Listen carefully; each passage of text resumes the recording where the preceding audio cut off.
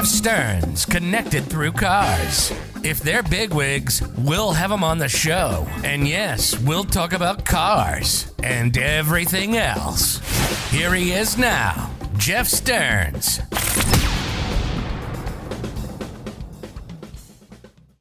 Jeff Stearns, connected through cars, and I'm here with my great friend, Larry Constantin, and I want to tell you a little bit about Larry before we get started. First of all, you might notice that our imperfections that are a little more clear, we changed recording software, and now we have a little bit higher resolution, so thanks for all the feedback from everyone on that. So I'll let Larry tell the story of where I disappeared to during was that our first car deal, Larry? Yeah, absolutely. Almost our last, but yeah, working with your sales team, trying to make a deal on, I think, my first BMW, and like always, needed a sales manager to get involved in the negotiation, and they were running paper and pen back and burning through ink.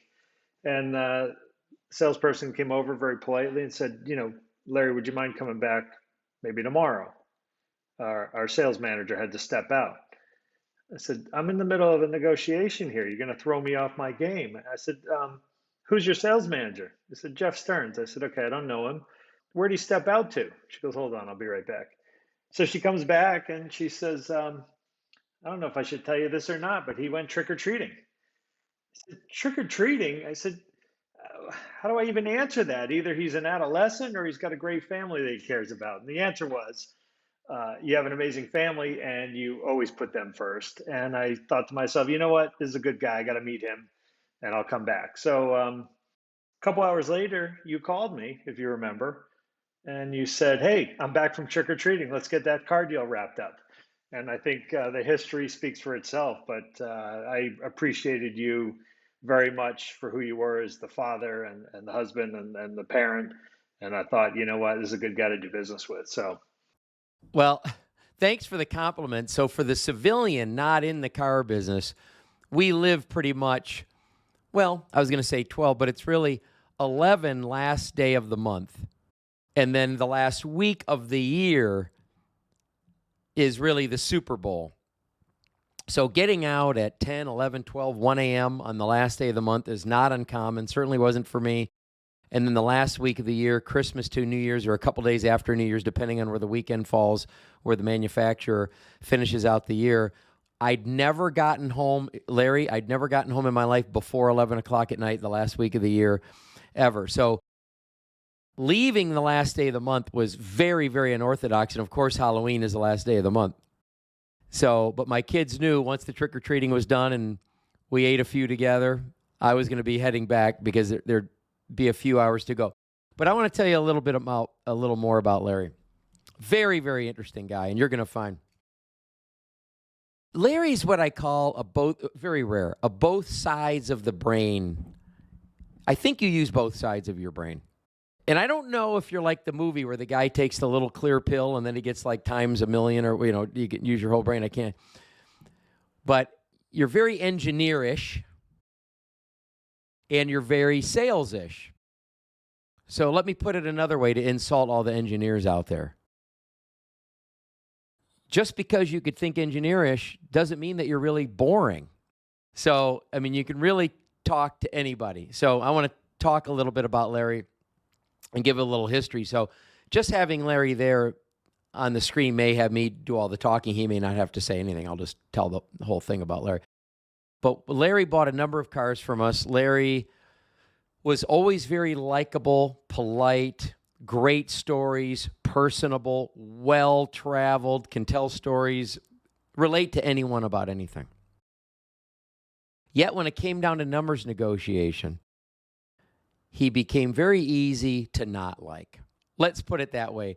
As much as it was unorthodox for me to leave in the middle of a deal, which is unheard of, last day of the month, but it was Halloween. Well, that cost you the holdback, didn't it?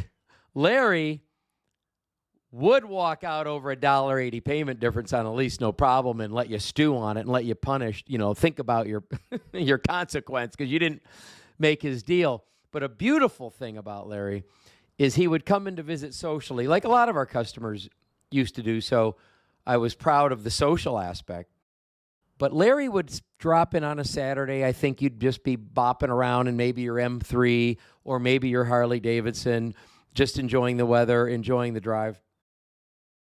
And then one of the salespeople would be having a struggle with a customer, and Larry would be visiting me at my desk, the desk that the salespeople are bringing their offers into. So he's hanging around, hearing the salespeople come in, explain their situation. I need a lease. I need a loan. I need an appraisal. The customer wants to leave because of this. They're not happy with, whatever's going on, whatever story's being told. And Larry, without invitation, dare I say without permission, more than once, had gone in to talk to the customer for the salesperson and got the canoe unstuck sideways in the river and going downstream again for salespeople more than one time, which is really amazing who you can speak to, which is anybody. Now, when I talk about this engineer, and hopefully we'll get into it on today's show if we don't run out of time before it's your time to talk. But when I met you, you were in the window film manufacturing and I think inventing the certain type of film. Am I right? Sure. Yeah, absolutely. Yep. Okay. And you can explain if you think it's interesting, but I found it fascinating when Larry explained how you've heard of titanium film. I always thought titanium film, like you buy, you get your American Express card, right? The green, the gold, the black, the onyx, the titanium, whatever. I just thought that was like the higher level film or stronger. But apparently there are varying metals that you can explode in a room, and then if I recall, there's magnets that make all the particles face the same way, and then there's this melting molten plastic that they fall into that eventually dries and turn into a film to have different UV or, I'm sorry, yeah, so that's ultraviolet, but there's other lights that you block too, right? What are they? Infrared? Right. Yeah, you block infrared, you'll block ultraviolet light, and then of course you'll control visible light. In the simple term, tinting is the visible portion.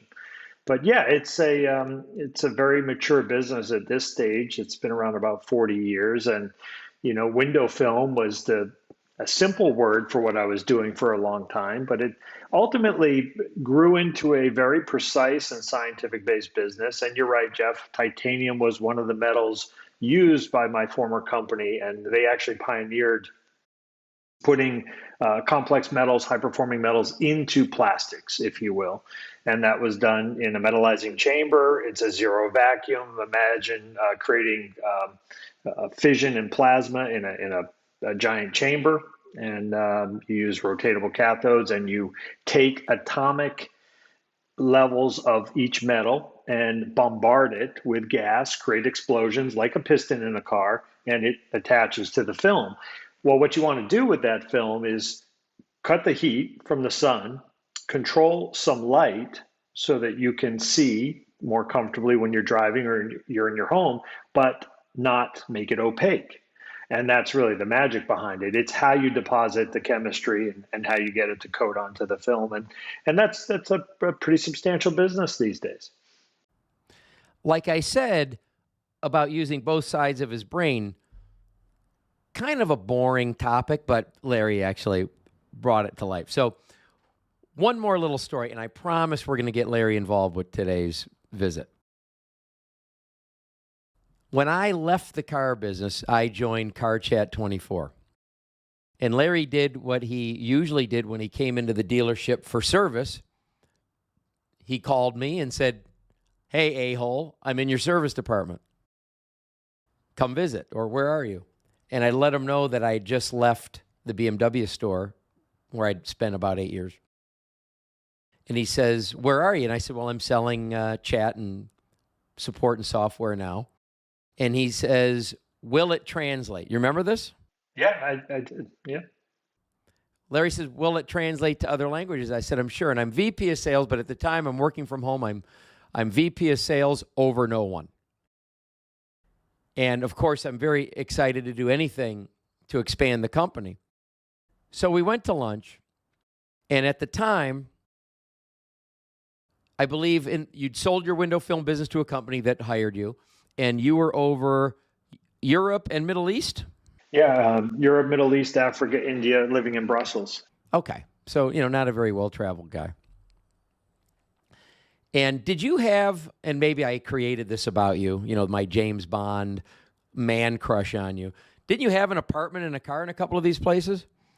Yeah, absolutely. It was a second life and the full deal, full expat treatment. The company was great. So yeah, apartments, cars, people, translators, you name it. So Larry says, okay, well, the Middle East, your software may have difficulty there.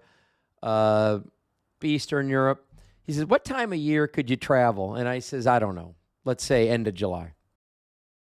So he says, if you're going to go end of July, I think where you should go is somewhere in South Ukraine where the Russians are on the Black Sea. And we'll get you introduced.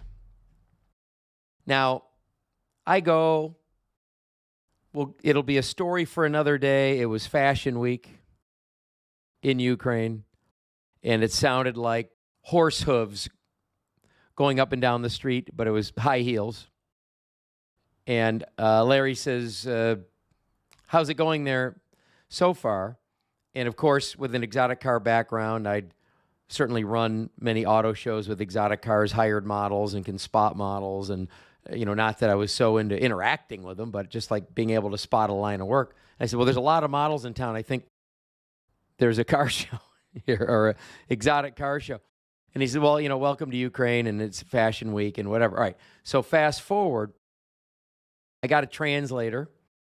And now to talk about getting into car dealerships, I have to deal with the guy that could potentially get me introduced. Do you remember this? I do. Yeah, I do. So the translator, Boris, says, listen, when these guys are going to come to your hotel tonight, you'll meet them in the lobby. What do you drink? You need to drink with them. What do you drink? And I said, I don't drink. And he says, okay, then maybe just have 5 or 6 shots with these guys. That's true. So I said, I really don't drink. And he figured it out, and he got everybody one of the flask size bottles of vodka, I believe. Put water in mine, and then everybody got a can of Coke or whatever they drank next to it. And he introduces me around, and everybody's drinking, and we're in the lobby, and I think it's like 1 a.m. And, we're toasting the Titanic, and we're toasting Khrushchev, and, all that stuff. And finally, I tell a guy to on a joke, blank yourself, and next thing you know, it's like, blank my mother, blank my sister, and he's standing up like a drunk jock at a party. Now, he's a little guy, but I felt like he could take me apart. And I'm thinking, and as he's standing up, the only thing that's going through my mind is the calculations of how close I should be to him or away from him to allow whatever punch is going to. Now, he's in Russian, swearing and yelling. The translator's trying to talk him down. Now, I've been telling jokes all night, and the translator's been translating them, and they've been laughing. We've been hugging, kissing, toasting. So finally, while I could see he's uncoiling a little bit with the translator, I can tell that he's relaxing. I decide to go closer, because how hard can he hit me closer? And I move a little closer, give him a hug, give him a kiss on the cheek, and then he's like, crazy Americano, and we went back to toasting everyone. But I was wondering, does my health insurance work here? And will I have a wallet when this is all over? So what's interesting about Larry is he was an entrepreneur, and then he went corporate, and then he went back to entrepreneur. So do you feel like participating in tonight's conversation? Jump in. Sure. Yeah. Happy to take the time. No, you know what, Jeff, I appreciate it. And I like what you're doing here. So thanks for the opportunity. I'm not a big time entrepreneur or a big time corporate guy. I've had the opportunity to have some great experiences, but really, I think it started, at a young age. I was always watching my father, who was an entrepreneur for a long time. My grandfather was an entrepreneur and inventor. immigrated from Italy and self-made man. At one point, 700 employees in the botany section of New Jersey. If you were Italian, he gave you a job. And he invented the hermetic seal for the quartz crystal, and always taught me as a kid, treat your employees and your customers well, and the money adds up. So I always remembered that, but I always wanted to work, and lemonade stands just weren't going to cut it because, unfortunately, at a young age, I had a passion for cars. And you rewind in time, my father and grandfather always had nice cars. Avantis, Studebakers, Corvettes. And my dad's first car, when he was 15, was a 1961 Corvette, Honduras maroon with white inserts, real knockoffs. And in high school, he would drive that car around. But what made that car a little bit better was his girlfriend for 5+ years was Deborah Harry, Blondie. So all the pictures with this Corvette came with Blondie, this very attractive blonde lady who at the time was an artist. She wasn't a singer. She was actually a painter. She wasn't Blondie yet. She wasn't Blondie. She was Deborah Harry. But I thought, geez, you get a nice Corvette, you get a nice blonde girlfriend. That sounds pretty great to me. But I learned about cars and I loved them. So I knew I better get to work. There's no free lunch in life. And at 12, I had an older friend. I'm 12 years old. It's summer in New Hampshire. I have an older friend. He says, hey, I just got a job at a furniture store. I deliver furniture all over New England, and I can get you in, but you have to be 16. And I said, great, I'm 16. And he goes, perfect. The owners are on vacation, so they won't ask you to give paperwork, but you can start now. And for about a week, 10 days maybe, we delivered furniture all over New England. It was the best thing ever. I knew I was making money. I was going to save for a car at some point. And the owners came back and they said, hey, just want to talk to you for a minute. I said, sure. They said, you're fired. And I said, why am I fired? They said, you do a great job. Don't get us wrong. We love the work you did for the last 10 days, but you're 12 and you actually need to be 16 to work here. So that was my first job, and I got fired from it in less than a week. I didn't even get a paycheck. They had to mail me the money. And I thought, okay, I guess I need to wait. But, the itch was there, and I thought, I don't want any handouts, and, I'll mow some lawns and, shovel some driveways, but ultimately I need to do something a little bit more exciting. So, and then, I got into this window film business by accident. It was girlfriend in West Virginia. Ironically, she had a beautiful IROC Z Camaro, and she came home one day with tinted windows. And I said, how did you do that? Where did you go? She goes, oh, I did it myself. I said, well, you need to show me how to do that. So she did. And the next thing, in West Virginia, in high school, I was known as the guy that could make your car look better. So that gave me some walking money as well. But I knew for me, it was all about the car, right? I needed a car to look good. I wanted to feel good in the car. I just liked them. So, that's where I got my first experience in this film business. And of course, as you mentioned earlier, it grew into a career from being an entrepreneur, having retail sites, basically, tuning and accessorizing your vehicles. It also has a architectural element. So don't get me wrong, about half of our lives are spent in our homes and buildings. That was a big part of my business. And then eventually wound up working for the manufacturer, and I'll explain what I did for them. But, in high school and college, it was really, how do I get a car? How do I make enough money to buy a car? How do I pay the insurance? Because my parents treated me well, but, it wasn't a free lunch either. At 17, I bought a limousine because I thought, well, I can start a limo business on the weekends and make money, and that'll get me a new car. And I remember, buying the limousine. It turned out it was a gang from Connecticut, the Latin Kings, pretty notorious at the time. They sold me the car. It was an auto trader deal. They delivered the car to Portland, Maine in a blizzard. And I had a friend with me because I was a little suspect that these guys weren't always the most upfront guys. I said, would you like a bank check? They said, no, we want cash. I'm like, okay. So, I got the cash, they showed up, and they wanted more money than what they advertised. And it turns out that I had the cheesiest leather jacket that Wilson's Leathers has ever made. And if you recall Wilson's Leathers, they made one jacket that had probably every color under the rainbow, green, red, yellow. But the back of the jacket looked like the Mercedes logo. It was not. It was just where the leather seams went together. And these guys wanted $9,500 in cash, and they weren't happy with that. And they were all packing. One of them had a Mercedes. And I said, I don't have any more money. This is all I've got. But I'll give you this custom-made Mercedes jacket if you call it good. And I remember holding up the jacket, and he looked at the logo, and he goes, yeah, man, we good.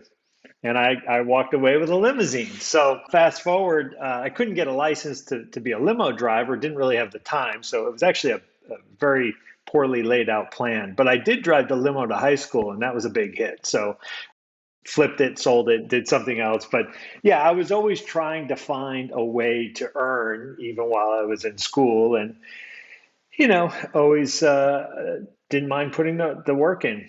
Ultimately wound up opening pizza places, getting a taste in the hospitality business. And that was great training. You're working really hard, customer by customer, kind of like the car business. You have to earn your customers. They need to come back. You need to make money over and over. And I think that taught me a discipline of both the financial side, but also customer intimacy, how you treat people and what it means when they come back. So I got out of that business, went to college in Maine, and then focused a little bit more on this window film business. Grew my, I would say, New England-based business into something, pretty decent. It was providing a great living. We were doing great things for people, making them safer, more comfortable, and enjoying their drives in their vehicles and so on. And then I was asked by one of the companies making the film if I'd consider joining them. And I remember I had just bought a house in Maine. Life was good. And I thought, I don't want to work for anybody. Why would I do that? That's crazy. But I was alone. When you're an entrepreneur or you're a small business owner, that's maybe the best term, you're by yourself unless you have partners. So I thought I could always go back to my small entrepreneurial life, but maybe I should try being part of something bigger. So I joined 2001, changed my life, moved from New England down to Clearwater, Florida.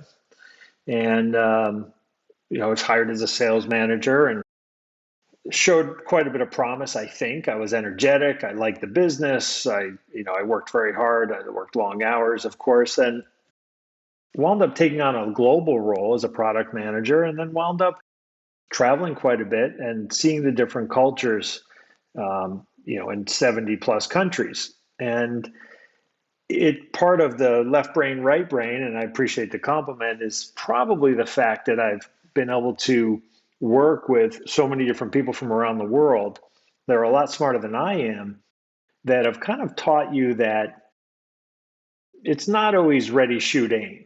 It's measure, cut, or aim and then shoot. And there is I think, a balance between what an American style might be, which is let's go get them and let's win, and maybe a European style, which is a little bit more reserved and, let's analyze, let's crunch numbers, let's maybe try. The Americans are like, no, we're going forward. The Europeans might say, no, it's too risky.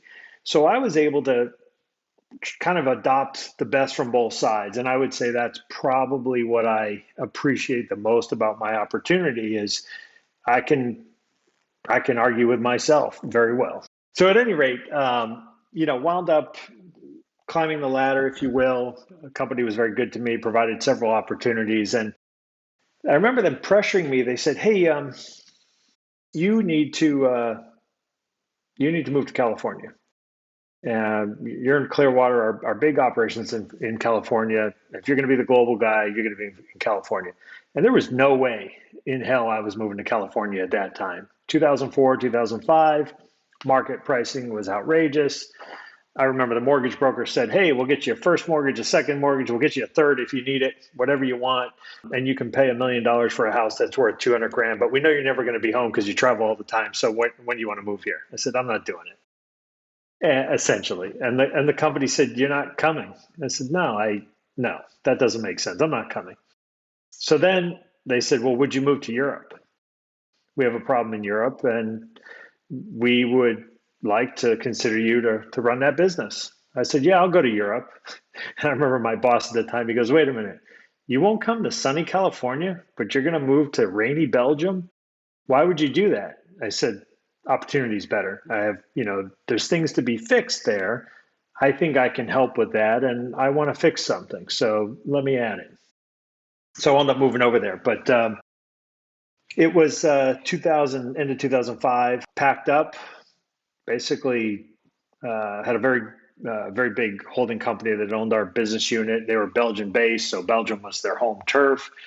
They treated you like gold anyway, and it was a full expat package. And I remember showing up in Belgium by myself, and I was told my company car would be in this parking spot, and I'd get the keys to my apartment. And I had ordered all this furniture from IKEA because that was the thing to do over there. So I arrive, it's cold, it's rainy. It's about 33, 34 degrees Fahrenheit. So just enough not to be snow, but very cold. I get to my apartment at 11 at night. Barely found the right key to work, but I got in. And I'm so excited because I knew that I paid the guy to bring my furniture from IKEA and assemble it and have it all together. And all I want to do is sit down, take a shower, use the internet. My IKEA furniture was still on the pallet. I don't know how they got the pallet in the apartment. It was shrunk wrap, strapped down. It looked like it was getting shipped, air cargo, completely untouched. So I call my realtor. She picks up midnight. I said, Ariel, my furniture is like not assembled. She goes, oh, I'm so sorry about that. He can come out in 2 weeks. I'm like, wait a minute, I have no bed, no furniture, no clothes, no nothing. So I managed to find a fork and a knife inside the IKEA, and I started screwing things together, and I wound up getting half a bed together about 3 a.m. And that was my first welcoming gift to Europe when I moved there. But now, Larry, you were single. You were single when you made it? Okay. Oh, yeah. Absolutely, yeah. And it worked out timing wise, and I was single and had nothing keeping me to Florida or Maine, so I took the opportunity. And it was a lot of hard work. The business needed a lot of fixing. We had offices all over the region, partners and distributors all over the world, including in Russia and Turkey and Cyprus and Africa and South Africa, Greece, you name it. And I had a pretty large team, so I kind of expected, a lot of oversight, but this company at the time, Beckart, our former parent company, was great. They just basically said, here's the keys and call us if you need us. Good luck. And we ran hard and we fixed a lot of things, and I rebuilt the team and had some great people already there. We added some new great people, and it was, no shortage of workload, Jeff. I mean, it was 20 hours a day and, 4 to 5 countries a week minimum. And there was always something to put out. And again, it was films and plastics and coatings. And the thing that, resonated with me, and I take it, I wake up with it every morning, is that no matter where you're doing business, no matter what country you're in, these customers all want the same thing. They want to trust you. They want you to deliver your product or service on time. They want to know if they have a problem that you'll help them. And I think I brought a lot of that to the table in some of the new countries that we had done business in or started to do business in that we never touched before. And that's always kind of been my MO, that if I shake your hand on a deal, it doesn't matter if I understand the language you're speaking or not. I'm going to carry through and honor my deal. If you're, Ukrainian, Russians, Saudi, German, Italian, we're going to get along and we're going to make, business together, and I'm going to help you make money. So I think they knew that of me. And when I would go in with my teams, or sometimes I just go alone and blaze a new country that we've never talked to, and. I always felt proud that, I'm going to deliver what I say and vice versa. and hold these guys accountable. So anyway, enough of that. Yeah. Well, Larry, I love that you bring that up. Some of the feedback I've gotten on these episodes, because, the show's connected through cars. And some people have said, well, I wasn't going to watch because I think it's about cars and I'm not really into cars. And it's the people that I've met through the car business. Obviously, that's how we met. And some of the feedback I've gotten from the people that don't consider themselves car people, but took a look maybe because they knew me or knew a friend that recommended it, contacted me and said, what I find interesting is, sure, there's some car stuff on there, but the people with their stories and the life lessons. So, and we, of course, can talk about cars. But when you said, what I'm proud of is I want to deliver what I say I'm going to deliver, there's a thing I love about that, and there's a thing that I don't love about that. That's always been very important to me. That's how my dad brought me up.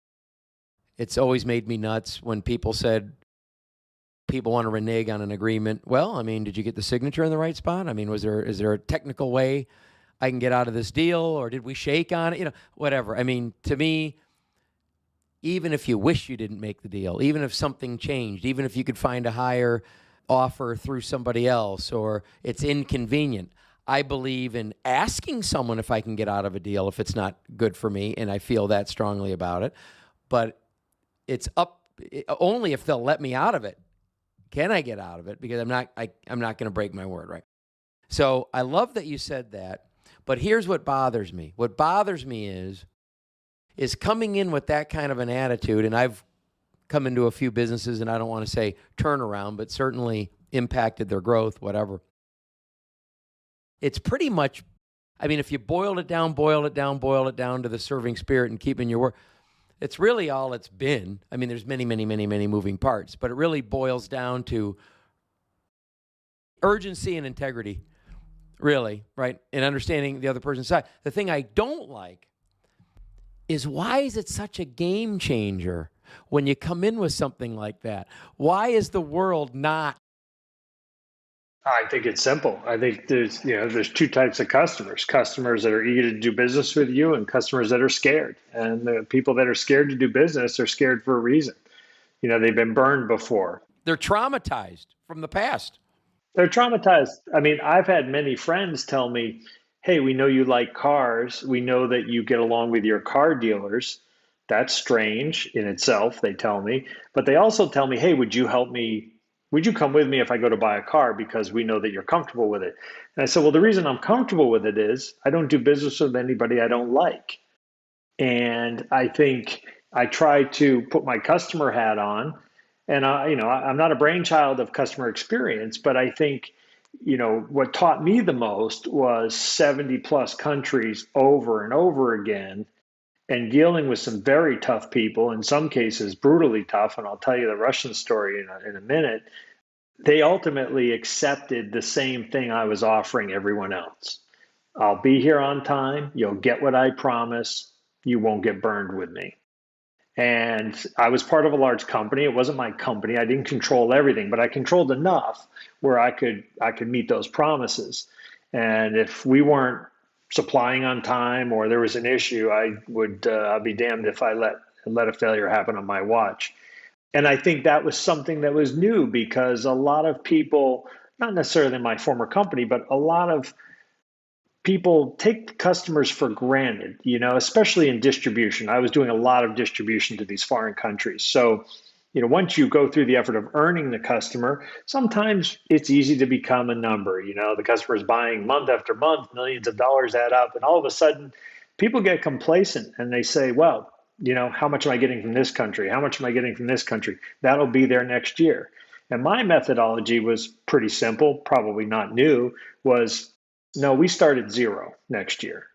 Always zero. We have to earn every dollar from there on up. We don't have $100 million of business January 1, 2022. We have $0.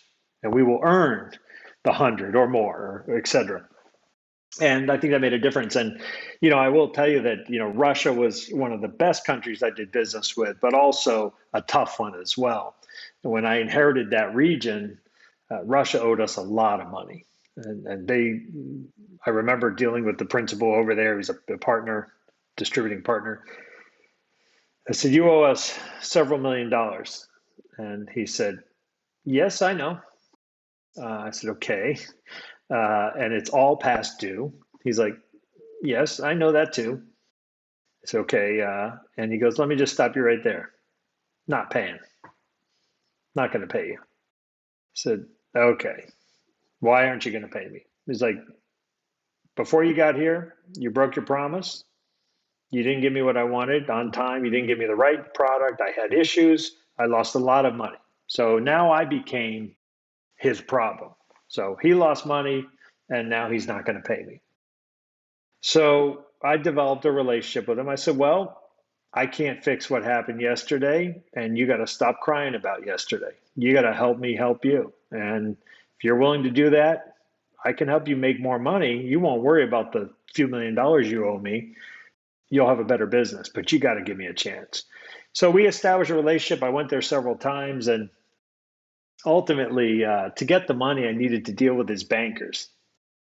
And at the time, and you know this from your travels, in the mid to late 2000s, bankers were being assassinated as often as people were getting lattes in America. I mean, it was not fashionable to be a banker in Moscow or in Russia.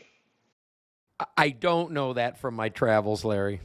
You know, okay, thankfully. Well, in Russia, in Eastern Europe, if you're in banking at that time, you were a bullseye, and for various reasons, I won't speculate, but you were, either wanted by somebody or you were needing something from somebody. But a lot of these bankers were afraid to surface, to literally come above ground. So they called it the underground.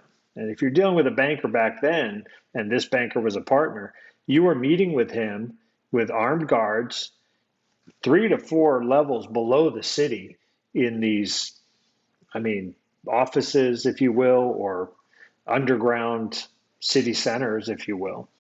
And I remember going into a meeting because I said, "Look, I've got to get the money. You're $2 million past due. I need the cash. I can't, my company's not going to wait on this." He says, "Okay, I'll take you down there, Misha." He says, "I'll take you down and you'll meet Igor. Igor's the banker. If Igor wants to pay you, it's okay."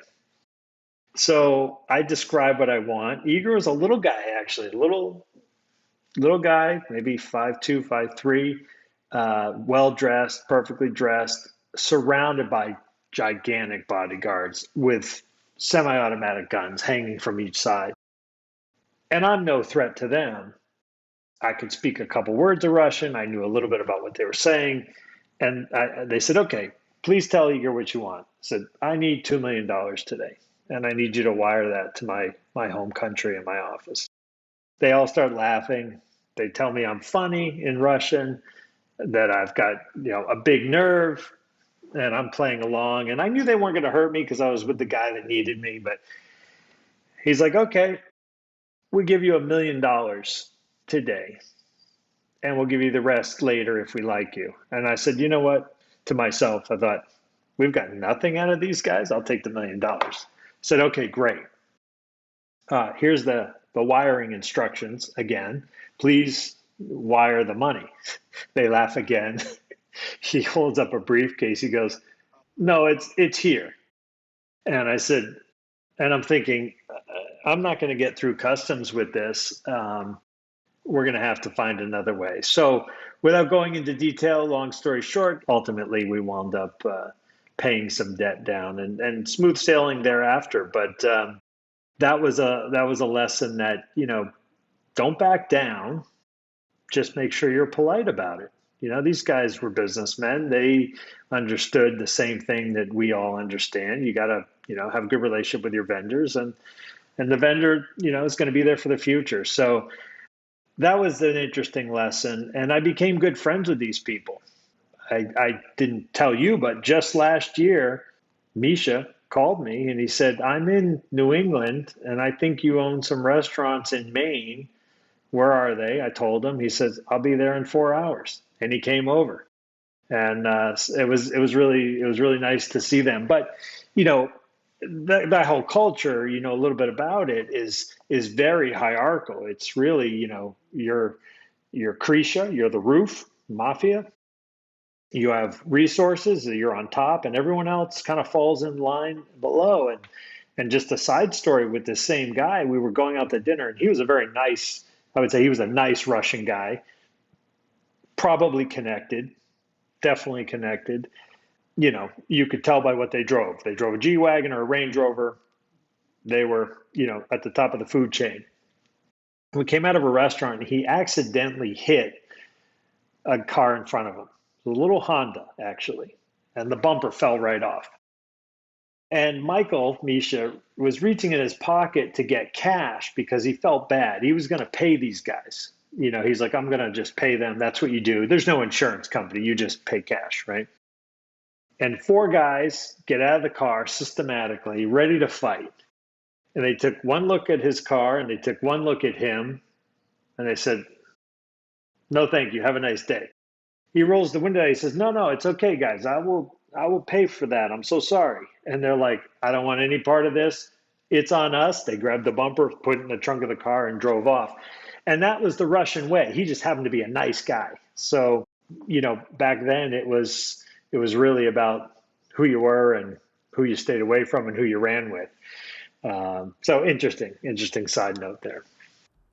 So, I mean, to the listener, to the watcher, I mean, who knows? We don't know where you've been. I mean, this may be low key for you, but for a lot of the world that hasn't traveled like that, I mean, that sounds like such a movie that's normal for you. You're with the guy in the Range Rover, the G-Wagon, the people that are nervous about it. Now, I'm curious, did you ever collect the second million in accounts receivable? About half of it. We always seem to have some sort of bad luck, which would hesitate his interest in paying all of it. We were current. I guess the good news is at one time we were completely current. He didn't owe us a penny, and business was great. And it was really a pleasure. But, you talk about the stereotypical way and unfair to my Russian friends or the country itself. First of all, the history is amazing. It's ultra rich in history. You know that. The people, what I liked about the Russians was they either liked you or they didn't. And that was a very good life lesson that if they shake your hand and say you have a deal, then I could take that deal to the bank. Sometimes my company would say, did you get a contract? And I'm like, I don't think you understand. No, we have a handshake, and that's better than the contract, but don't push your luck. But a funny story, and I just opened with it. The first time I ever went to Russia, I was going to Siberia to do some business. And flying into Moscow domestically, that was on Delta Airlines. So that I felt pretty good about that. This is early 2000. And I was going on to Siberia. Well, then you transfer in Moscow to one of the 3 airports at the time, and you take another 4 to 5 hour night flight from Moscow into Novosibirsk, for instance. And my friends told me, they said, look, you won't get what you deserve. You'll get what you pay for. So I get ready to load the plane. It's the largest Russian troop carrier they had at the time. Now, bear in mind, the in-country planes were not as nice as what would travel over the Atlantic. These were Russian, Tupolovs or Aleutians. And this was an Aleutian, 2-aisle, 450 people, basically. And I remember going up through the belly of the plane on the tarmac, so no jetway. And I saw the radial on the tire coming through the rubber. The tires were shot. And this was a massive jumbo plane. And it was dirty. Was this Aeroflot? It was Aeroflot. Yes, it was. And back in the day, at that time, they didn't have the same fleet that they have now. They were actually a great airline now, but it was rough. And I remember sitting down and I turned the fan on. Well, the fan was in the back of the seat and it blew dust all over me from the seat in front of me. And I'm like, that's it. I'm not doing this. So I go up front. I grab the equivalent of $50 in rubles. I said to the flight attendant, I said, I would like first class, please. And I go to give her the money. She goes, it is impossible. You cannot have first class. I said, okay. I grab $200. I said, yes, first class. She goes, 2A. So I sit down in 2A, and I figured if this plane's going to go down, I'm going to go down in first class because I'm not sitting in coach. Absolutely not. 3 in the morning. I'm tired. Everyone's tired. Lights are off. The cockpit opens. Pilot comes out. So stereotypical, it's almost unfair. He comes out. He sits right down next to me in 2B. It's the only open seat. Flight attendant comes over with the beverage cart. He does a couple vodka shots. And I remember he still had his stylus from his Palm Pilot, and he's working on his Palm Pilot, drinking his vodka. He closes his eyes for about an hour. Then the flight's ready to land. Goes right back in the cockpit and lands the plane. Minus 40 degrees, mind you. And I thought, did this really just happen, or is this a movie? And you just had to kind of immerse yourself in that culture, or any culture for that matter. No matter what country I would go to, I thought, let's not be the local tourist. Let's try to learn the people and respect them and learn what they have that we don't have, and just be a neutral visitor. So that was my first experience flying in Russia. So ever since then, I knew that if I was going to go in country, I was buying my way up to first class. It just made me feel safer for some reason. Well, I agree with you about not being such a tourist. I mean, I did a little bit of traveling. And for example, eating. I mean, I love finding out, like, where do you eat? You know, forget where the tourists go. And I've been in some areas that I got a little nervous where I was being led. Like, am I about to lose my wallet? And then, of course, down into a basement stairway or something, and had some of the best food. Now, speaking of Russia and Eastern Europe, and I've been all over Europe, and I believe that Eastern Europe is my favorite. When you go, well, this is really Mediterranean. Outside of there, I like south of Sicily, Malta. I think I could live there. I think I could live in Eastern Europe. I'm not so much about the weather there, but I do love the food. And the thing I love about the Eastern Europeans is the storytelling. And I agree with you on the camaraderie part. I mean, like, if they hate you, there's no one going to torture themselves by being around you or pretending they like you. You're going to know they don't like you, and that's it. Or they'll tell you you're not funny. That too. And right? But if they do like you, or you like them, the friendships are, unbelievable. Now, speaking of flight, and this is also so stereotypical that it's unfair, but it's true. I had connected in Moscow for somewhere. I was in Moscow. I forget the name. The airport. And with an O, but I can't pronounce it. Domodedovo. It was DME. Yeah, it was SVO, Sheremetyevo 1 and 2, and Domodedovo. So, of course, long flight. And I get off the plane, and I'm halfway out of there, and I'm passing that round information desk after the gate.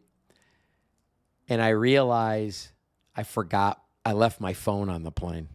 Oh, wow.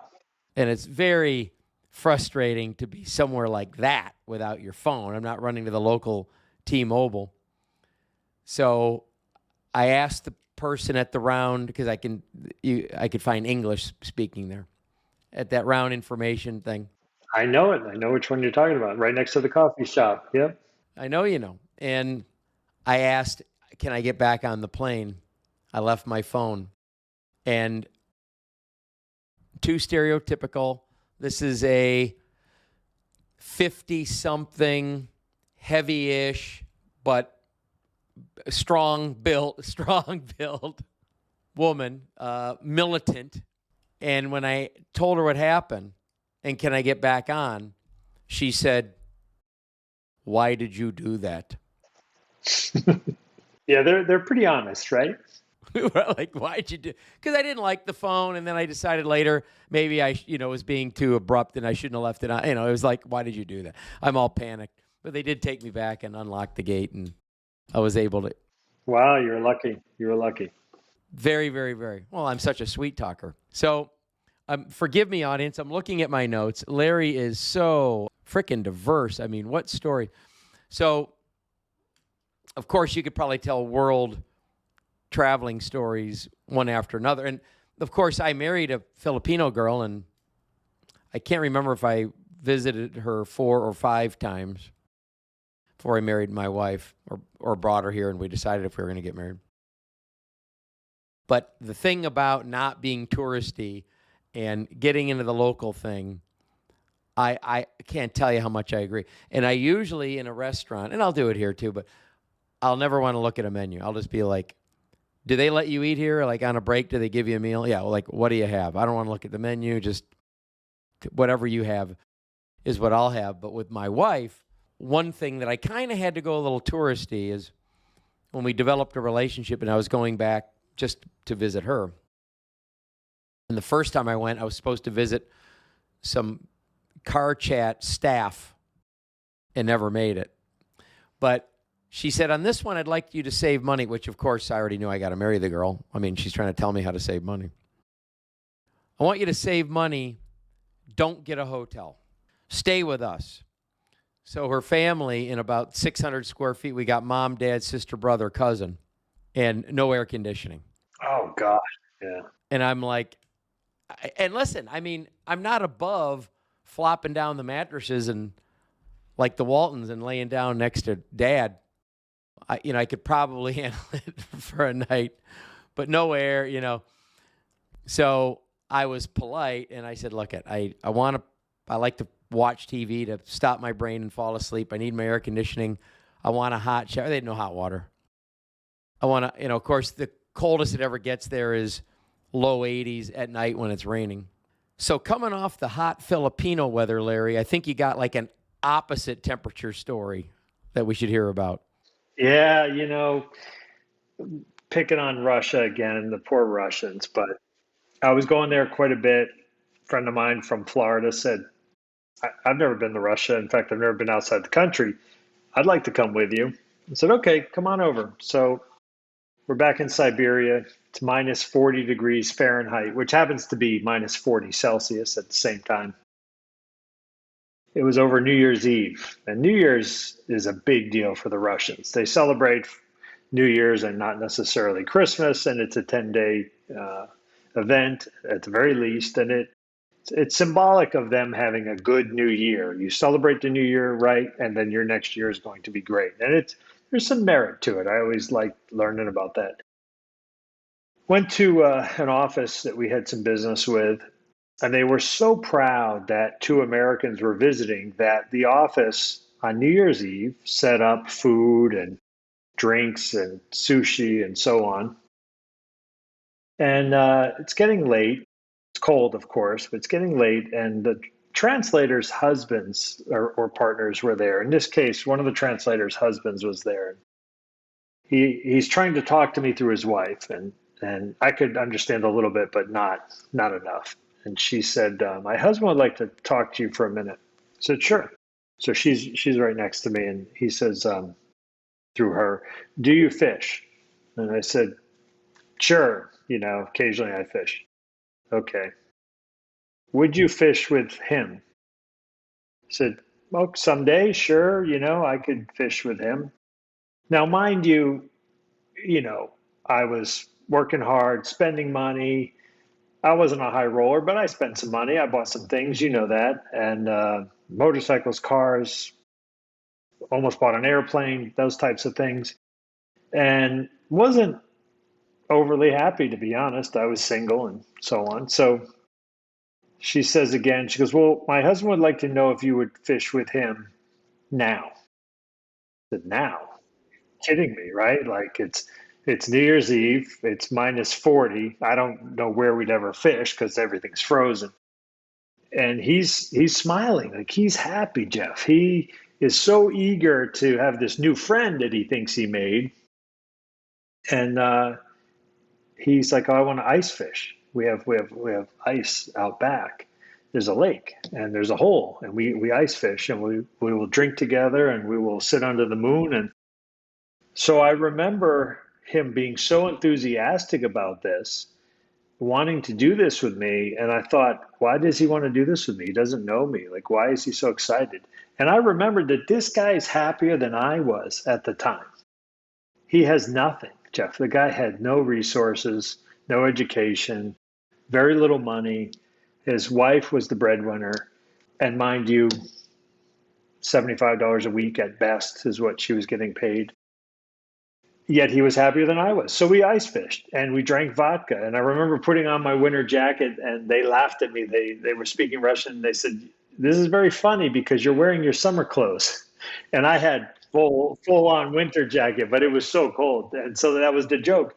And we sat under the moon and we drank vodka to stay warm, mind you.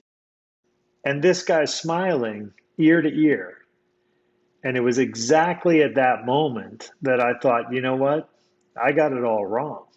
Like, I think that material things make me feel better. That's not true. This guy's happier than I am. He doesn't have anything. And I remember after that trip, I came back to America. I started selling things and spending more time with my parents. And I actually kind of hit, I would say, a reset button. Not for long and not entirely at the level that one might do, but I took a temporary reset, sold some things, and stopped living like a 10-cent millionaire. And I thought, I got to figure out how to be happy, like inside. I wasn't unhappy. I just wasn't as happy as this guy.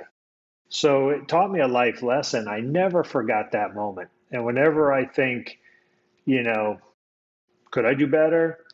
Does somebody else have a better opportunity? I never let it bother me. I'm always, from that day forward, always happy in my skin.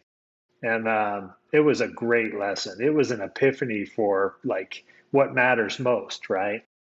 And what matters most, and you've seen it, you live it, your case, your wife, your kids, your friends, that's kind of who you are. That's the essence. So for me, that was a good one. That was a really good one.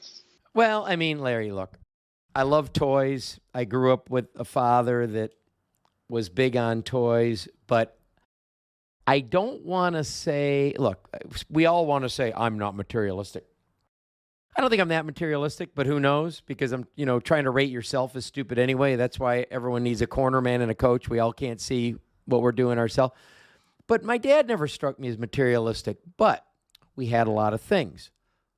Let me explain. I mean, down in his parking garage at the apartment in Detroit, he had his 48 Bentley. Oh, you can't see the painting in this, but his 48 Bentley. He had his new Lincoln Mark that he got every year, and whatever year Corvette. He always had some Corvette. We had horses. We didn't have mini bikes, but we had friends with mini bikes we'd visit in Michigan. And when we were little kids, what could be more fun than that? Honda Trail 90, whatever. And in the summer, Hobie Cats and that sort of thing. In the winter, go down to Miami, visit all the kids in my neighborhood. So, but what I learned from my dad, and dune buggy. So I always had to, I love dune buggy, is no one got any enjoyment out of that stuff using it themselves. Right. That's right. That was it. I mean, the car was to go, I remember we used to go drive to a friend's house who always had 3 wash buckets in the driveway. I still talk to one of the kids, he's 59, right? But we'd pull up to their house, and there were they had so many kids that drove, and neighborhood kids that drove. They used to always pull up on the weekends and wash their car in the driveway, but we'd all sit in the lawn chairs on the driveway while 2 or 3 people were washing cars, but we're all talking and then pulling one in the garage to put wax on it and helping and seeing what wheels somebody put on something or what chrome tips they put on I remember their new Laguna. But it was always social. And on one of my shows here, one of my guests was a fellow named Scott Ailes. I just love Scott. I really do. Well, I don't have anyone on that I don't love. I mean, why invite him, right? So Scott said the best way to decide what's important in life is to go open Christmas presents alone in a room. That's a good one. Or not watch them open what you gave them. That's true. So that it's like no fun opening the stuff without the person sharing your expression with the person that gave it. And when I give a gift, I mean, why do I do it? I'm doing it for myself because I'm the one getting something out of it. I'm like, I want to see the person's reaction or cook them a meal or whatever. So I don't know if I'm materialistic, but I have some material things. I have a boat, but it does nothing for me if I don't have company, right? And I have a pool that I never go in unless company wants to come over and use it, or et cetera, on and on and on. I mean, it's all about social. And when you're talking about the guy in Russia, I have a lot of experience out in that part of the world with low income. And of course, my Filipino family, low income. I mean, let's just be honest. In a country that's got a lot of people that, from an income standpoint, could be called poverty level. Yet, I don't run into a whole bunch of unhappy people. I mean, this is where I don't drink, but having a drink, I mean, eating, same thing, really. It's social, right? And it's taking something in and it's sharing something. But it's eating, it's drinking, it's storytelling. It might be a musical instrument. It might be a fire, right? Some of the best experiences always surround the meal, right? And that was the thing in these countries I would visit. Even if you were adversaries or you had a conflict with some of these customers, when you break bread with them, it's neutral territory. Totally different deal. Yeah, and I remember I flew into France.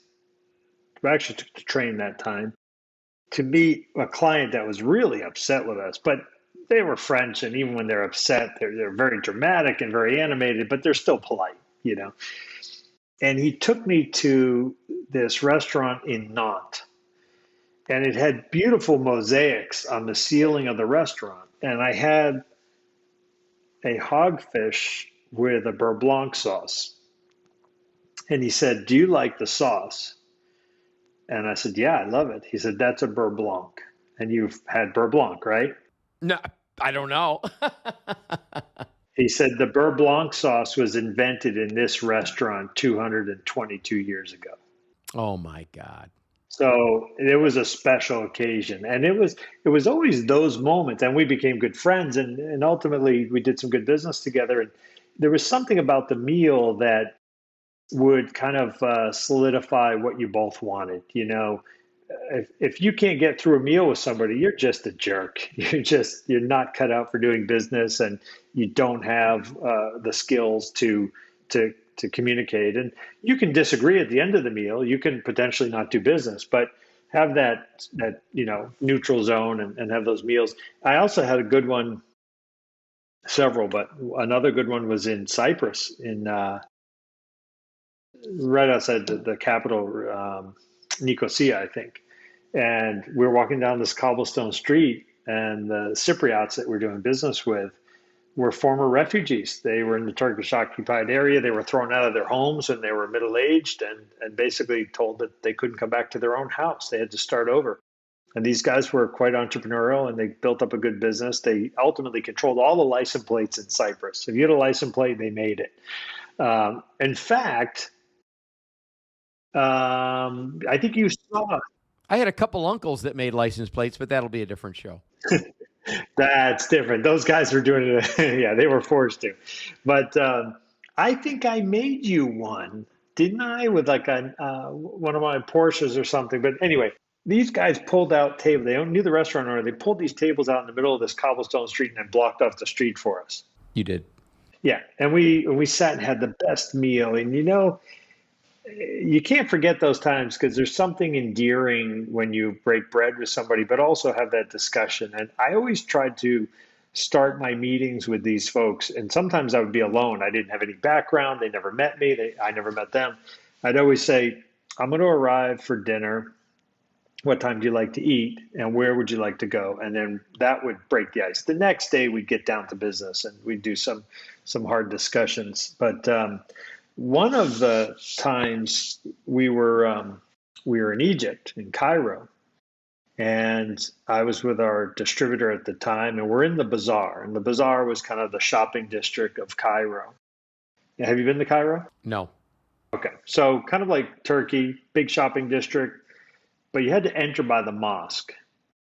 And we're in a tea shop, and all of a sudden the roof's rattling and dust and dirt's falling down.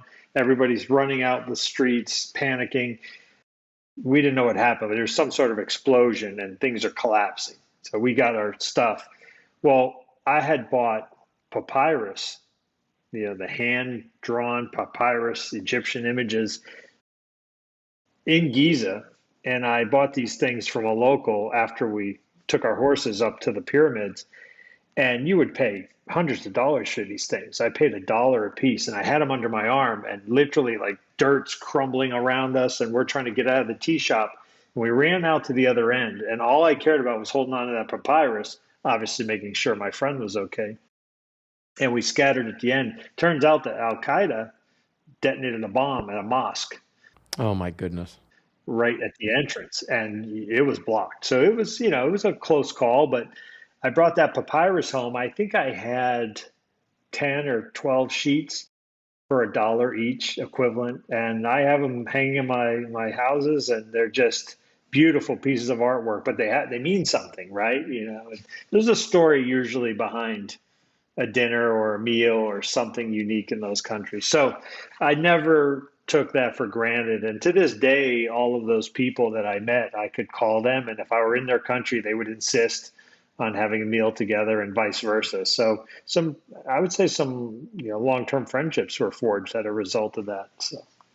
Oh, Larry, I mean, I've made it a goal many times, whether it be trying to get closer with someone that might become a client, or just somebody that I'm a little sideways with and it doesn't seem like it's going to heal or get right.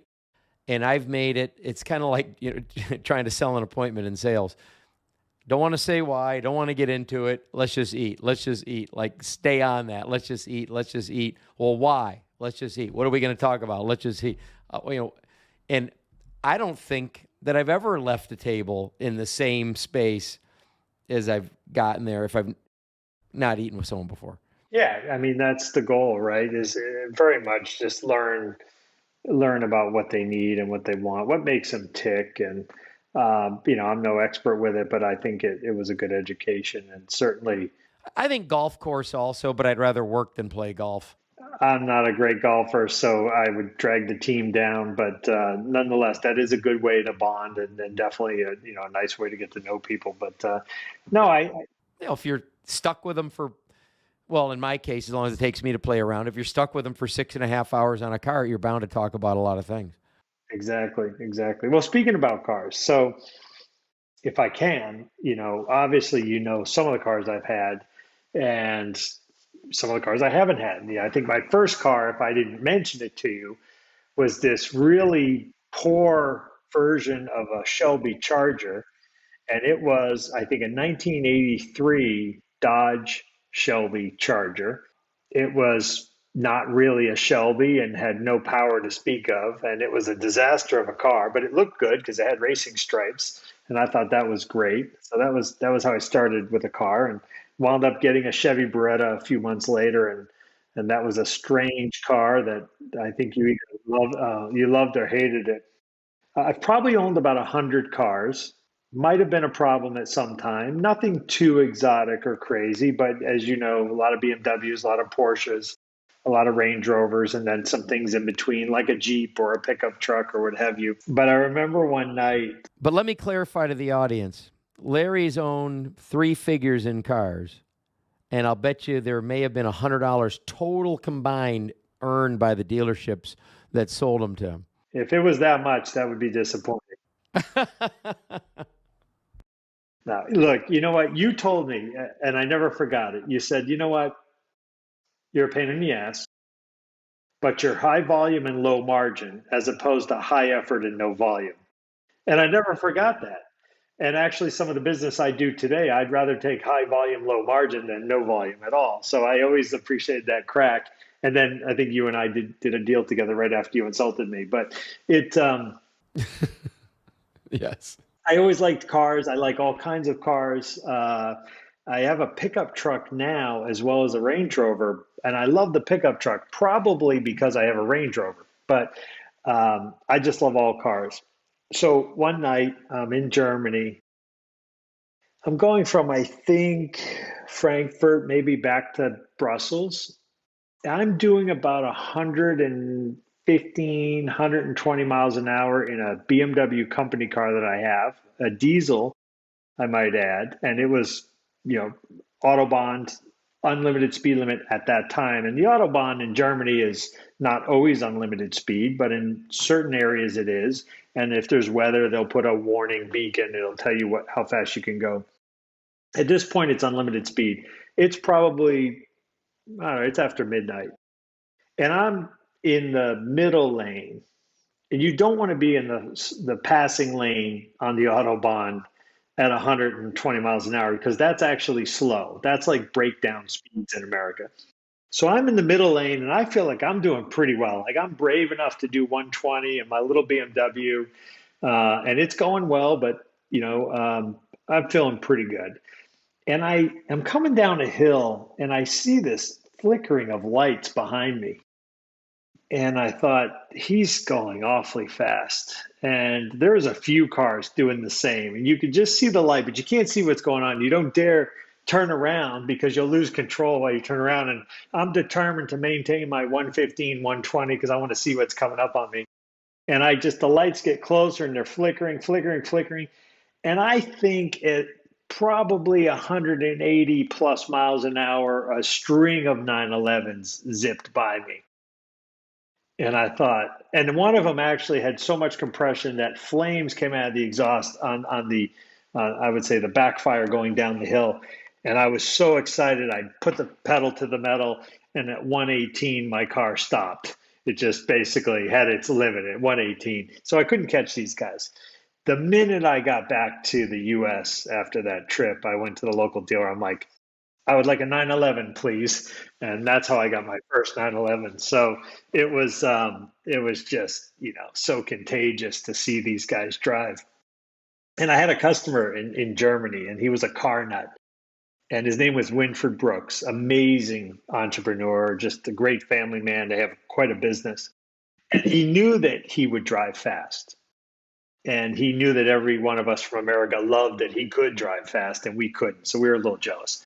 And you would always ask him, you'd say, Winfred, how long does it take from you to go from Hammelburg to Paris? He would say, oh, Hammelburg, Paris, normally 7 hours. Winfred, 3.2 hours. And that was his thing.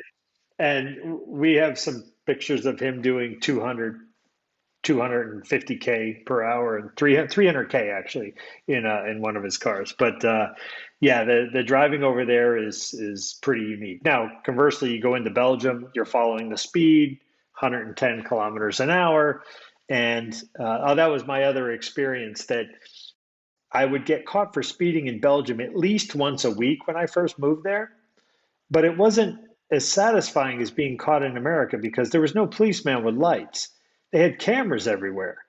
So my company would call me, and in their broken English, they'd say, Larry, we're very sorry to inform you, you were speeding again.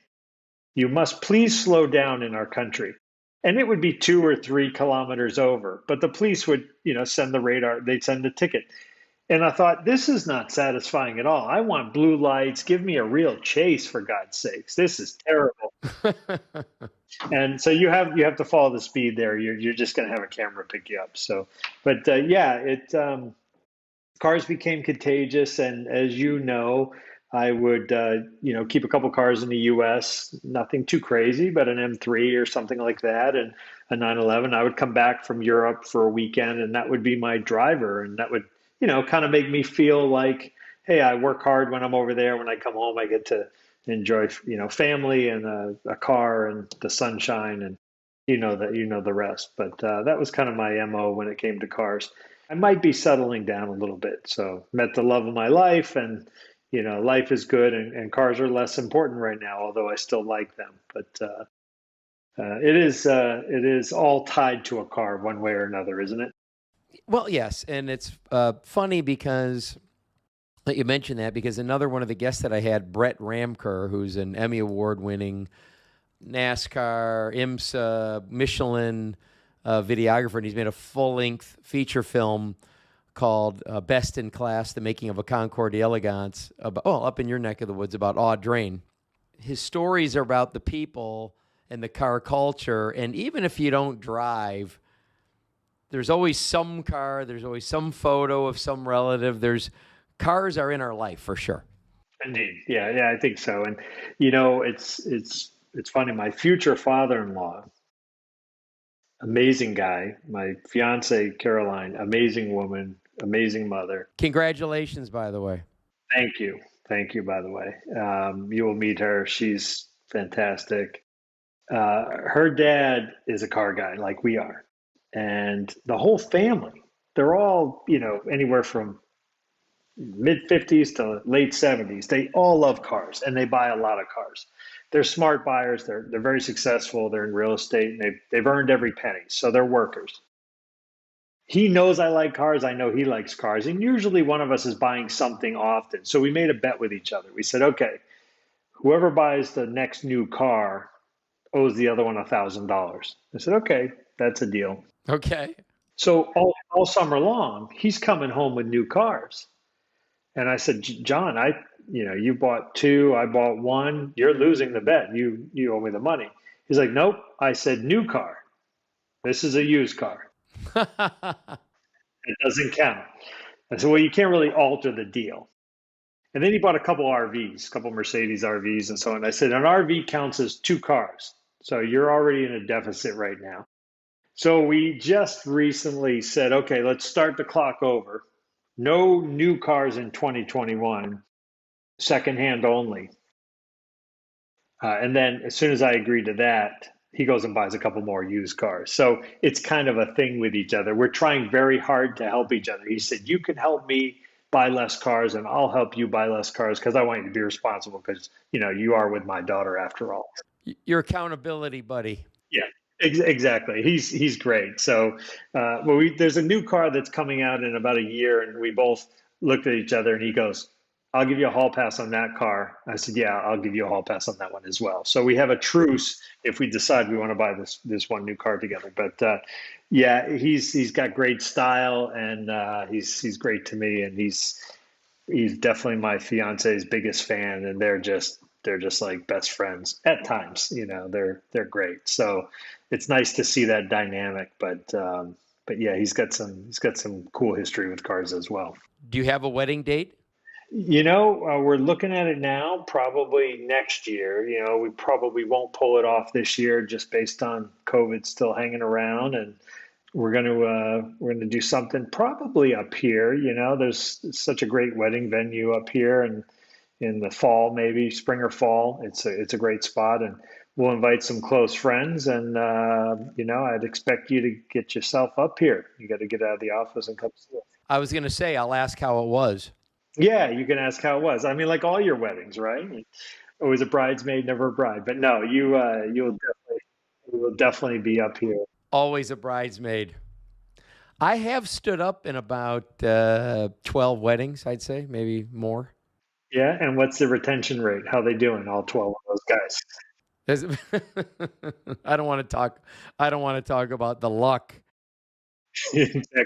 It's not about how many, it's the percentage of success. And if you're responsible for you are partly responsible. But That's right. So what about, I'm looking at my notes here, and sometimes these conversations go full blown organic, but with Larry, I'm like, my God, you've been all over the world. And every time I talk to him, we known each other a long time. It's always a new story. So it isn't like I know, there hasn't been reruns yet. So I said, are there any bullets? And my God, I don't know what else to talk about. And I don't know how long we can retain someone's attention, but I got late night meeting in Dubai and Saudi. I got Tom Cruise. I got Leonardo DiCaprio. I'm intrigued. Are any of these worth talking about? Well, the Tom Cruise one is short but sweet, and you'll appreciate this because if you remember, you did have a BMW movie debut, okay? And it was regarding the Ghost Protocol, Tom Cruise Mission Impossible movie, right? Were you at the theater where I introduced? Of course I was at the theater. I will never let you off the hook for that. Yes, I was at the theater, and I promise I didn't know where this was going. well, I'll only share part of it, and you could expand on it, but you can take over after I finish the setup. But basically, that Mission Impossible movie that you debuted, because it featured the i3 and the i8 BMW at the time, was filmed partly in Dubai. And I had an office in Dubai, and I was in Dubai all the time. And I love Dubai. I like the people there. It was kind of, if you look at Dubai, it's kind of like the center point of the Middle East. So if you're doing business in Saudi or Bahrain or Oman, people would naturally be able to come to Dubai. There wasn't restrictions. So that was our meeting zone in many cases, even though we went into these countries. So the Burj Dubai, Burj means tower. Burj Dubai was the tower, tallest tower at the time, second to the building in Malaysia. And Dubai was having financial struggles, 2008, 2009, I believe, and they needed money from Abu Dhabi. So Sheikh Mohammed, in a last-ditch effort to get some big investment from Abu Dhabi, decided that as a tribute for the, I think, 500 billion, something massive, he would rename the Burj Dubai, he would rename it Burj Khalifa for King Khalifa of Abu Dhabi. Okay, so that was a tribute. Well, then the day they renamed it happened to be the day that Tom Cruise was hanging out of the building filming that scene where he's on the wire going around. And I was there for that. We were downstairs in the courtyard, if you will, watching celebrations and lights, and they actually had the waterfall like the Bellagio in Vegas, and we're enjoying that, and we're with some clients and so on, having a meal, actually with some Saudis. And we see this guy hanging out of the building, and there's helicopters flying around, and we just thought it was part of the celebration of the new Burj Khalifa, because clearly it has a new name based on the investment. And then we hear people talking about Tom Cruise, and they said, no, it's Tom Cruise is up there. He's literally outside the building doing these stunts. And I guess he would do a lot of his stunts. So later on the news, which mind you is normally censored, they were very proud to say that the new Burj Khalifa was so exciting that even Tom Cruise would film his movie there. So that movie, when you see him hanging out of that tower, I don't know how much of the scene, but a lot of the scene was actually him on the wires hanging out of the tower, which is just crazy to know. More importantly, if you look hard enough, you could see Larry down on the sidewalk looking up at it. Yeah, I wish you could. I can't remember the floor level, but a massive building. And of course, they'd censor all the problems, elevator breakage, fire issue, ventilation problem. That never happened. Same thing when they built the islands. This was a quick but great story. Remember the Palm Islands in Dubai? They were very proud to show you that they built these neighborhoods on palm fronds. Each frond of the palm tree was actually a full neighborhood like we're used to in Florida. Well, they had these storms one night, and the storms washed away half of a palm tree. The island, your neighborhood, which is yet to be built, you bought the lot, right, is now gone. Now it's sand built out in the middle of the ocean. And Sheikh Mohammed at the time, we heard through the construction people we knew, he ordered 3,500 dump trucks to work all night long and fill that palm neighborhood back in before sunrise, or they were all fired. So the next morning, it never even happened. And that's how they did some business over there. But that one was interesting. Just because we happened to be there by accident, and we saw the movie. Now, going to your program, you debuted the movie, and that was probably the best icebreaker I have ever experienced. You had your best clients, your VIP clients in the movie theater, right? So we're at a BMW dealership. We invited our best customers, our brand ambassadors, the ones that sent the most referrals, the ones that we made no money on, but we did a lot of volume, whatever it was. Right. And invited them to see this pre-release Mission Impossible movie in a private theater, just invited guests. And then I got up in front of the theater. I don't remember if I had a microphone or not. You did, yeah. Okay, but I No, you didn't have a microphone because you didn't need one. You know that. Because I don't need, right? They didn't want to hear it at the theater next door as it is. So, but to make Jeff Stearns happy, all you need is an audience. So I said what I said. I'd have to say I was terrific that night. And do you want to say what happened next? Or Yeah. So, what's really important to remember, if you remember the sound bed to Mission Impossible, right? You know the tone of the music, right? You know when a Mission Impossible movie's coming on. You've got this dun dun dun dun dun, right? Yep.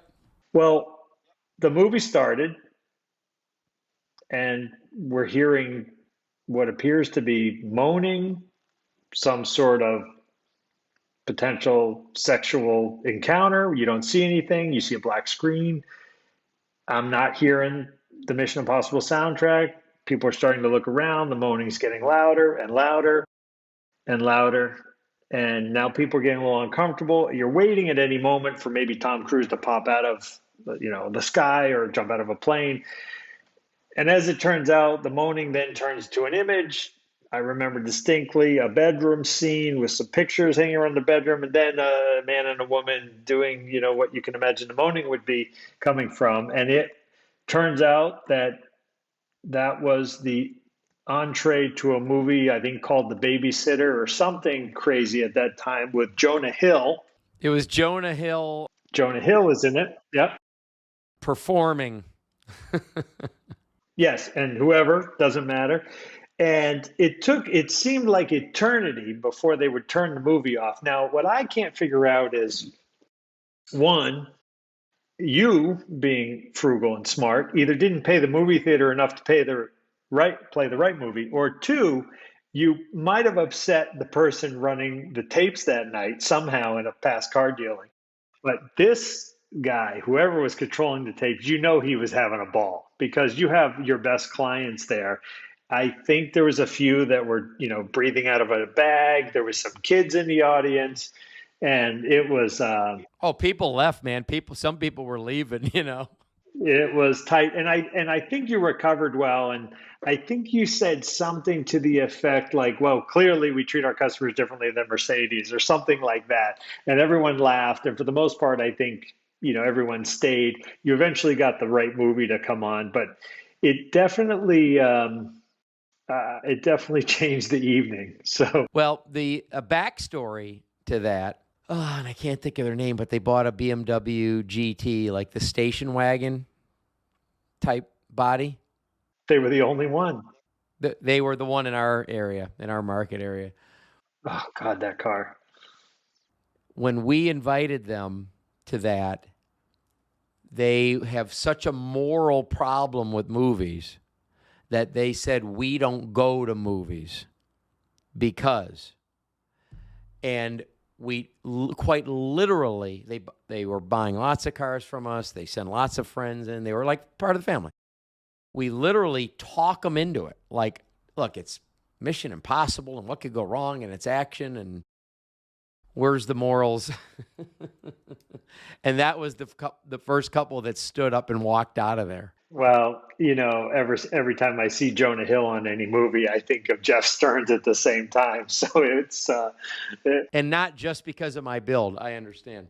No, not at all. Just the fact that you recovered well, and you broke a few jokes and apologized and treated people with respect like you always do. And I think that made a difference. But there is a funny one. Speaking of cars, for the record, for the people that are willing to watch our session together. For the 8% that are still watching, continue. Exactly. For those of you that haven't dropped off, an old boss taught me once. He said, it's always good to make a deal when both sides leave happy. And I thought, that's good advice, because when you buy a car. I disagree, but. Well, when you buy a car, right, I always thought my job is to get the best possible deal and make it painful for the person selling me the car, because you know what? They need the deal more than I do, and it needs to hurt. But that's actually not the right way to do business. Maybe cars, but outside of cars is not the right way. So I realized that it's better to be fair so that the person wants to do business with you again and come back. Because ultimately, especially now with supply chain the way it is, in some cases, the customer buying the car is held victim to what the dealer wants to do for you. They don't have to give the car away. There's There's not an abundance in all cases, especially with a specialty car. So that being said, there was, I learned that, and I learned that be fair, treat people the way you want to be treated, but also hold people accountable. And if there's a quirk that I have, the one thing that I'm not very good at is if someone treats me badly or steals from me or is dishonest, I have a hard time with that. So I dig in pretty well. And there was a car manufacturer I had a big problem with. And I drove this car from Florida to Maine with my dog a couple of years ago. All kinds of electronic issues, none of the brands we mentioned.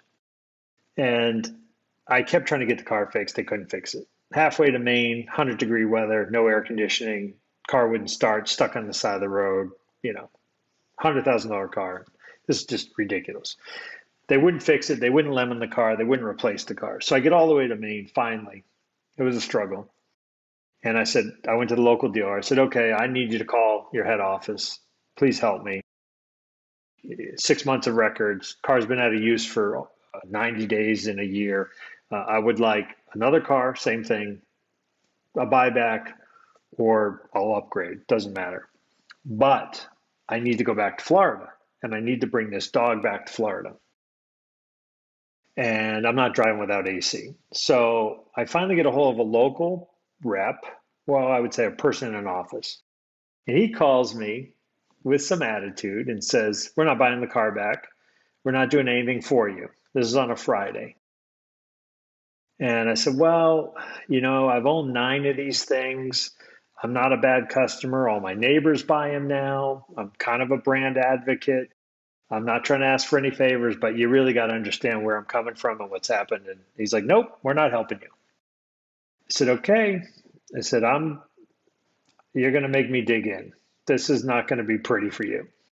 I said, do you want to escalate to your boss? This was like the North American headquarters for this company. So why don't you just escalate for me and see if they'll help me? I don't want anything for free, but I'll pay mileage, what have you, and had some miles on the car. Just get me a car that I can drive back to Florida, or give me a loaner. I don't care, but I can't put the dog in the belly of an airplane, and I can't drive without AC. Nope, not helping you. I said, all right, I'm going to give you till Monday. And if you don't call me back Monday with a good solution, I'm going to run a private jet, and I'm going to fly the dog back on the private plane, and you're going to pay for it. And he's now at this point, he's laughing. He says, we will never pay for that. We don't do that. He's a younger guy. We don't do that. You can't do that. I said, no, I'm doing it. Like you got to help me out or I'm doing it. Come Monday, nothing. I call him again just to be nice. I'm like, do you have a solution for me? He's like, nope. I said, really? Like nothing? You're not even going to help me? Nope. Okay. I told you. So I went online, got a broker, rented a jet. I think it was a Hawker 400. No, yeah. Was it a Hawker? I think it was a Hawker 400. Anyway, long story short, they said, how many people? I said, 1.5. They go, what's the have? I said, it's a golden doodle. And they're like, anybody else? I'm like, nope. They're like, okay. Showed up at the airport, put my golden doodle on the plane. He sat on the floor, played with his toys, all good. 2 hours later, I'm in St. Pete. And half hour after that, he's jumping in the swimming pool, happy as a clam and home safe, right? That was the goal. So I follow up. I send an email with the invoice. It was almost $17,000 for the plane. I sent it to this kid in New Jersey. Oh my God. I said, listen, in addition to buying the car back, you need to now add this $16,800 invoice to the bill because you're going to pay for the plane. He doesn't know what to do. Calls me. He's like, I told you not to rent a plane. I said, and I told you to help me. So I also told him that I would talk to the CEO of the company, and I did. And I reached the CEO, and he put me in touch with his VP of customer service. And the guy was excellent. And the guy said to me, he goes, Larry, he goes, I had a nice, well-written letter explaining what happened. And the timeline. He goes, I don't understand why this didn't get to me. He goes, I would have fixed this problem in 30 seconds. I said, well, you know what? I pleaded with your people to get this to you because I figured somebody at your level would want to help. So we're negotiating. He goes, what do you want? I said, I just want a car that works. I don't want any money. I don't want anything for free. So he puts me in touch with another guy. The other guy's like, absolutely, I'm going to take care of this for you. How about this car? How about that car? If you get a bigger car with more engine, more money, you just pay the difference. I said, fine. He goes, and you got to pay mileage. You know, it's about 55 cents a mile. So I owed him about $16,000 in mileage, right? And I said, oh, okay, I'll make the deal with you, but you got to pay for my airplane. They're like, what airplane? We don't pay for airplanes. I'm like, no, I know you don't. I agree with you. You should never pay for somebody's airplane, but you're going to pay for mine. And he looks at me, he goes, what are you talking about? I said, I'll send you the bill right now. And I said, I'm going to send you the email that I sent to your people, warning you that you'd pay for the airplane. So long story short, the $16,000 I would have owed for mileage, he looked at the bill and the mileage, he goes, okay, how about we just even? I said, okay, you got a deal. So the joke was that. Beautiful. You know, and it wasn't that I would have taken the dog back on the airplane anyway. I had to. But yeah, I had to dig in with these guys. And, you know, sometimes you have to do that. And it burns the energy out of you. And I almost stopped liking that brand. But this guy was so good at recovering and so much kind of like you, Jeff, that he just said, wait a minute, this is an easy problem to solve and I'll just do it. So that was kind of a funny one, but, you know, goes back to the basics that, you know, I expect as well as a customer. I want to be treated the way I would treat my customers. And I think the moral of that story is, you know, hard work and treating people the way you want to be treated always serves you pretty well. Got it. And you say handle it like me. So I think the point is, as long as they succumb, we're all good. No, you know, you can reach a compromise. I mean, just an equitable solution. I mean, that was the point. This guy, you know, this younger kid that obviously didn't have training or even know that he should go to his boss's boss or ask for help, his answer was, we're doing nothing. And that's not a solution for me. Or a guy like you, you're not going to accept there's no solution. How about a compromise? How about another proposal or something? And when he refused to do that, that's when I had to educate him and school him on. No, yeah, right. No, that kind of like calling Michael J. Fox chicken in Back to the Future. As soon as I start hearing, nope, that's the way it is, then I'm like you. I can't help it. Even if I could have made twice as much money doing something else and not focusing on it, I have a very hard time letting go of that. But I will tell you a funny one, a good one, but a funny one. It was actually my first 911, used one. Bought this car in Tampa Bay, and I went to my best friend's house. And I said, Scott, let's go out to the mall. Let's go to one of the nice restaurants in Tampa. He says, okay. He goes, but I'm driving because I want to leave early. I want to come home early. And I said, well, my car's behind your car. Let's drive my car. It was a convertible. It was a nice night out in Tampa, as you know. And I said, we'll drive my car, but you can drive, Scott. He goes, no, I don't want to drive your car. I said, come on, you know, I just got it. I want you to drive it. So we're driving on Hillsborough, going to Tampa.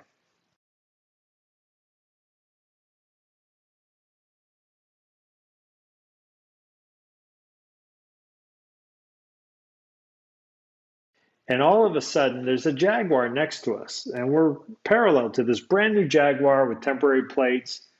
Next thing we know, that car is in the air at shoulder height. His wheel is at our shoulder. I'm in the passenger seat.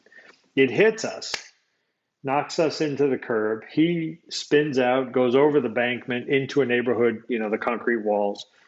We stop. There's smoke everywhere, steam. The car was running. Roll bars came up out of the back of the Porsche. And there's a third car, a Lexus. Everyone, we get out, we check everybody. Everybody's okay, thank God, right? There's a young girl. She tried to join the eastbound traffic, and she T-boned this Jaguar so fast that it went in the air and hit us. We max her insurance out. His car's totaled. He just got it. My car's almost totaled. Her car's totaled. So we max out the insurance. Well, I decide because I knew that this car is going to be a problem for me. Now that it's fixed, I have diminished value. So I get an appraisal. They said, you have diminished value. It's at least 18,000 off book value. So the car might have been worth 40. Now it's worth 22. So the insurance company's ready to pay me. And they said, yep, we accept the claim. It's legit. We're going to cut you a check. Great. They called me and they said, your car has been hit several times before you bought it. Now, when I bought it, it was a certified pre-owned, guaranteed, never to be hit, blah, blah, blah. And the dealer had checked on previous work and validated that it had never been hit. Well, the long story short is they didn't know either. Someone tricked them. So I'm back to the dealer. I said, we have a big problem. I said, I just lost an $18,000 diminished value claim, and now I have a diminished value car that you sold me that was hit. They look at the paperwork, and the guy was great. Kind of like you. I won't mention his name for confidentiality, but he was great. And he said, well, why don't we just get you a new car? We'll just sell you out of this car. We'll trade you out. I said, I don't want to trade. I don't want to buy a new car right now. And he goes, well, I'll make it worth your while. He's trying very hard. So this is 3 p.m. I stay there all night. Everyone leaves. It's now 9 at night. This was a 2003 911, and 2005, the new ones came out, the 996 or 991, I think it was. And he had a beautiful black one in the showroom. And he said, well, do you want to make a deal on this black one? I said, no, I don't like black. I like gray, which is true. Mine's gray. Just give me a check, give me my money back, give me my old car back. So at 9 o'clock, Jeff, his car was 70-some thousand. Mine was worth 20. He opens the doors of the dealership, basically says, are we good? Puts the template on the new one. I don't know how he did it, what he did. I can't remember all the details, but he goes, this car, are we even? And I said, okay, we're even. He goes, have a nice day. We never break a promise to a customer. This guy stepped up because he was so upset that they didn't know about what happened to my previous car that they said, we're just going to make it right. And I never forgot that. So that was a great story of somebody doing something that they didn't have to. And yeah, it was kind of cool, right?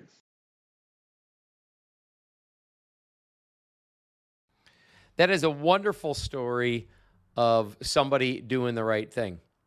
And like the beginning of our conversation tonight, a thing I love about you is you keep your word. A thing I hate about that is it makes you stand out. That I love that this dealer did the right thing, and a thing that I don't like about the world is why is that such an exception?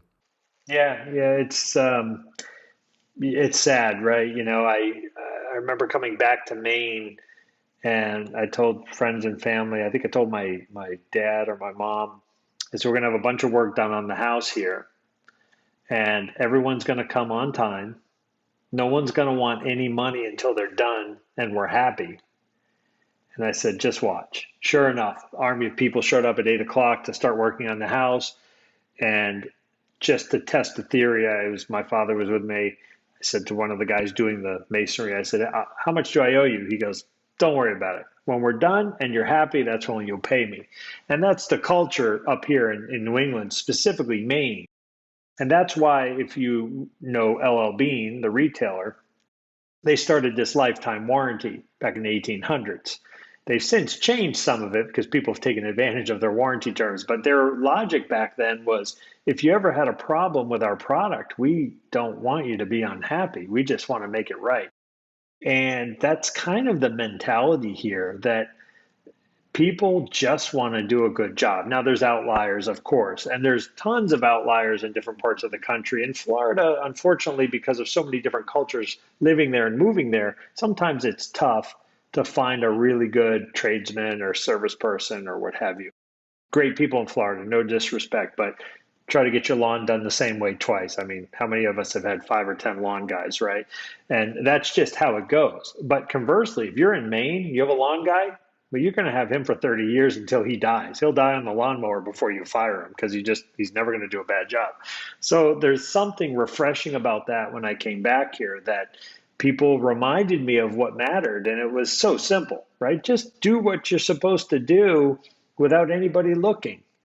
And that's kind of a motto I try to live by. The other thing that I think helped, and working for yourself, you eat what you kill. You know what that's like. There's no free lunch, so I don't want it to sound easy and glossy.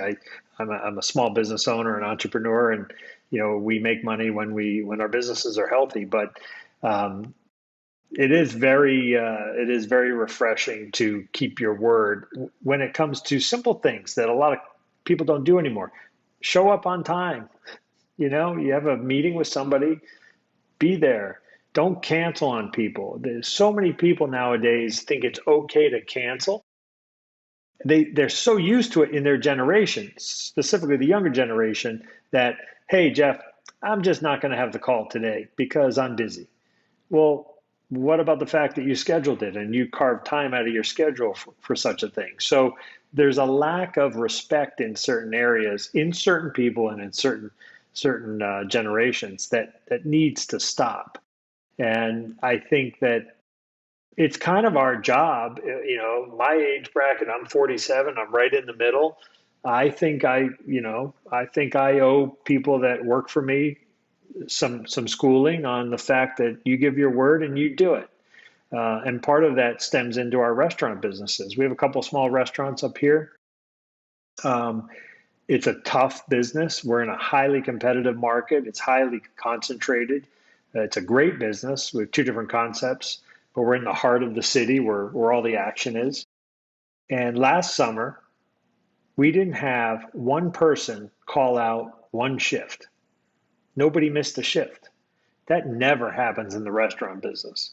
Now, we got lucky, of course, but what we really have, and I'm very proud of it, is we have this micro culture, this little culture within this small, somewhat small business of people that care about us and about the business and about the customer so much that they don't want to miss work and they don't want to hurt their colleague.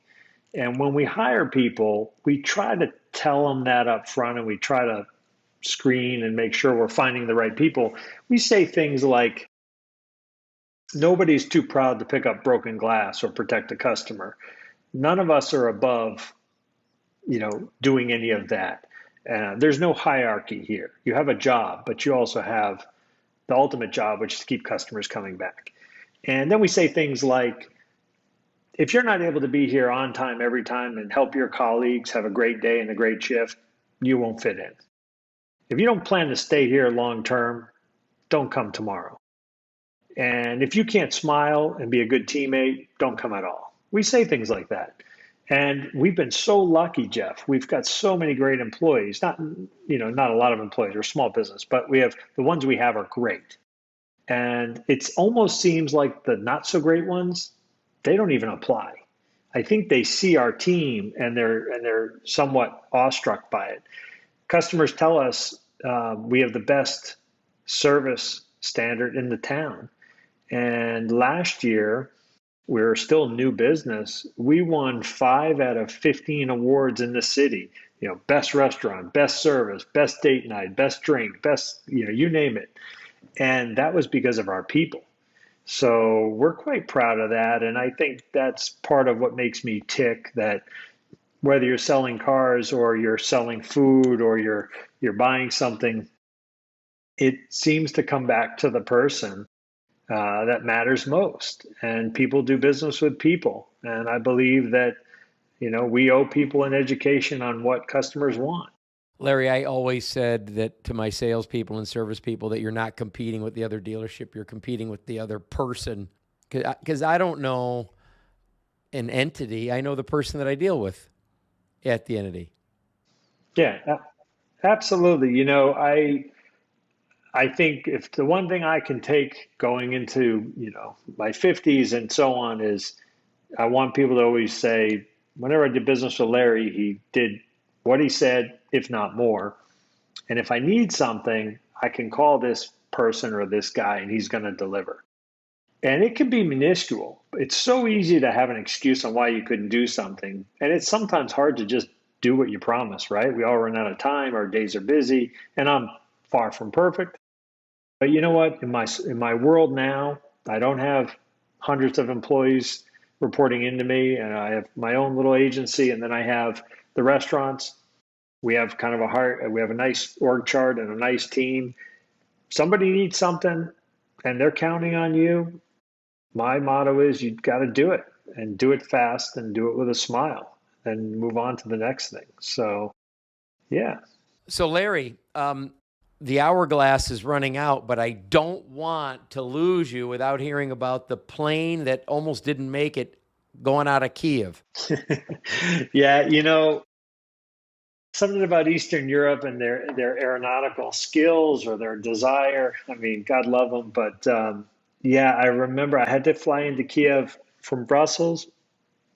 I think it was Ukrainian Air, right? Blue and yellow tail. I think it's Ukrainian Airlines, yeah. And they were hesitant. I remember when I had to book the ticket, Brussels said, "We're not sure if they're flying." I'm like, "Oh, that's not good at all. That's just not good." But I needed to get there. So I think it was a Friday night flight at a Saturday morning meeting. I flew in.